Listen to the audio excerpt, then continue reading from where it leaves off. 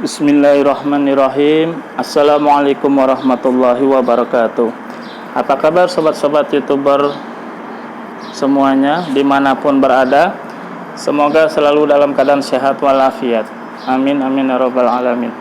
Puji dan syukur tak lupa kita panjatkan kehadirat Allah Subhanahu wa taala yang mana berkat rahmat dan kasih sayangnya, berkat taufik dan hidayahnya, alhamdulillah kita semua masih diberikan nikmatnya sehat walafiat. Kita semua masih merasakan nikmatnya sehat walafiat jasmani dan rohani,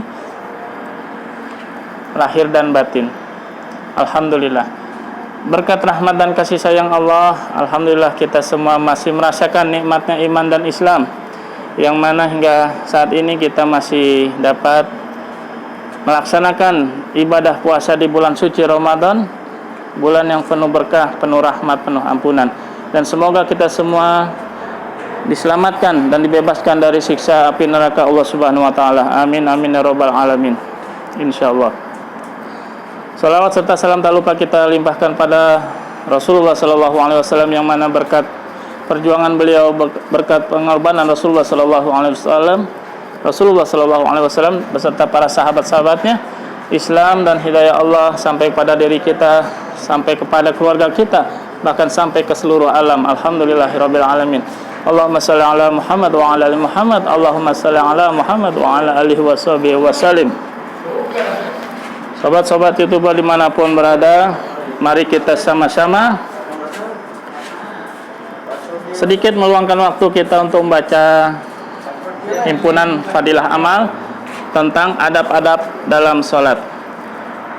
Adab-adab dalam sholat, di sini ada 11 adab yang perlu kita perhatikan bersama. Pertama, yaitu hati yang ikhlas, menyempurnakan wudhu, bersegera melaksanakan sholat, berzikir kepada Allah, berjalan menuju masjid dengan tenang, berdoa saat masuk dan keluar masjid, mengerjakan sholat tahiyatul masjid sebelum duduk, tidak menghilangkan jari jemari, senantiasa berzikir, sholat dengan khusyuk, mengamalkan sunnah-sunnah Rasulullah SAW.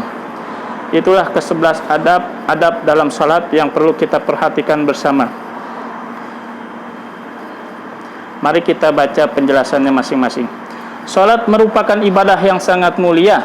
Saat itu seorang muslim menghadap kepada Allah Subhanahu wa taala dengan tubuh dan hatinya, maka sepatutnya seorang muslim mempersiapkan fisik dan ruhnya dengan baik agar dapat berkonsentrasi dan mendirikan sholat dengan sempurna.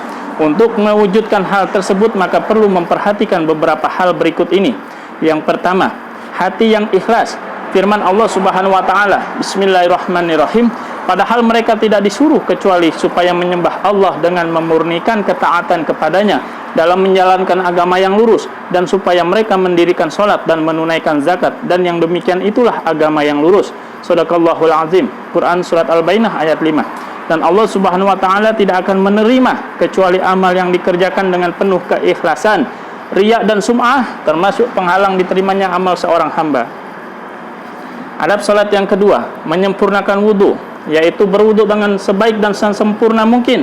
Dari Abu Hurairah radhiyallahu anhu, Rasulullah sallallahu alaihi wasallam bersabda, maukah kalian aku tunjukkan sesuatu yang dengannya Allah menghapus kesalahan dan meninggikan derajat? Mereka menjawab, mau ya Rasulullah. Rasulullah sallallahu alaihi wasallam bersabda, menyempurnakan wudhu walaupun di waktu yang sulit. Makarih artinya kondisi sulit karena cuaca dingin atau semisalnya. Memperbanyak langkah ke masjid dan menunggu sholat dalam masjid, itulah ribat.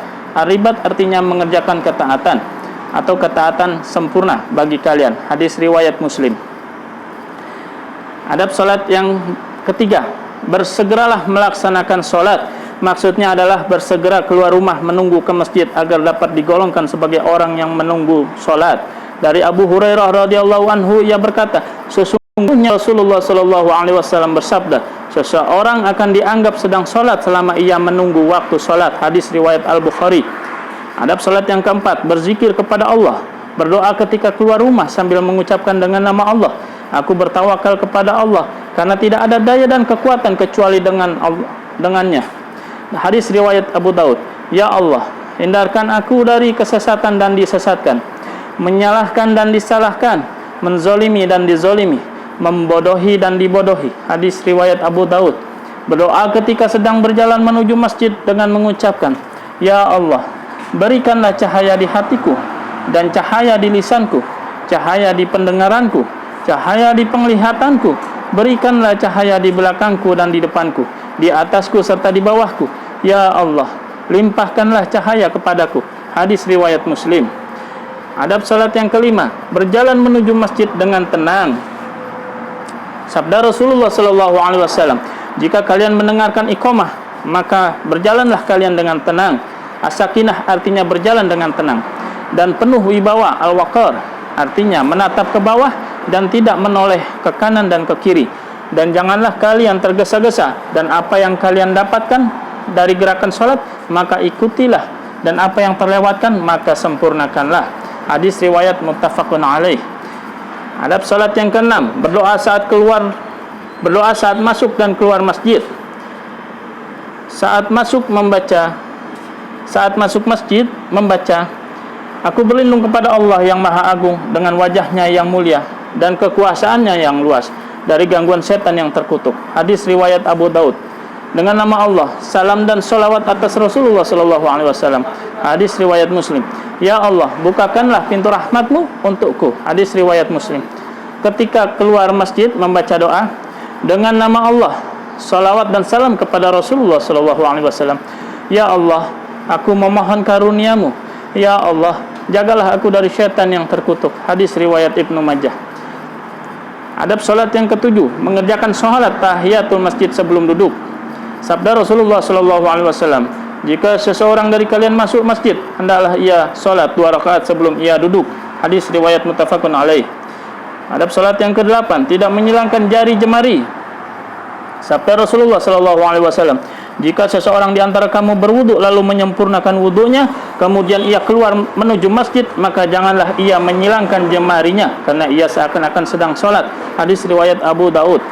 Adab salat yang ke-9, senantiasa berzikir. Dianjurkan untuk senantiasa berzikir, berdoa atau membaca Al-Quran saat sedang menunggu waktu salat, dengan tetap menjaga ketenangan dan tidak mengganggu orang lain yang sedang salat. Adab yang ke-10, salat dengan khusyuk. Khusyuk merupakan inti dan ruh salat. Salat yang tidak disertai dengan kekhusyuan ibarat badan tanpa ruh. Ibnu Rajab rahimahullah mengatakan, makna dasar khusyuk adalah kelembutan hati, kerendahan, ketenangan dan ketundukannya. Jika hati telah merasakan kekhusyuan, maka anggota tubuh yang lain akan khusyuk.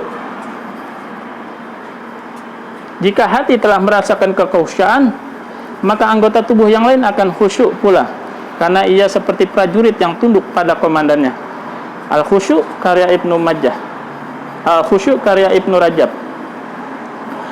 Khusyuk tempatnya di hati yang tergambar dari aktivitas anggota tubuh.